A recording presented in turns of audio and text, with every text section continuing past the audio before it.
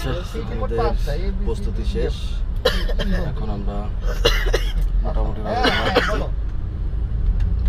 পা উপরে মাথা নিচে পাও রিল্যাক্স।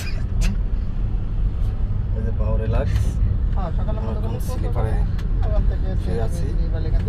এখান থেকে বাইরের দৃশ্য অনেক সুন্দর দেখা যাচ্ছে। বাইরের দৃশ্য এখন দেখাবো।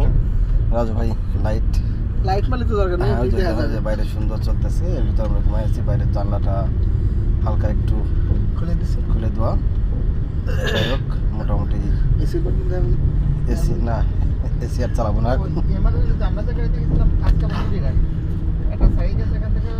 এসি আছে, গরম লাগলে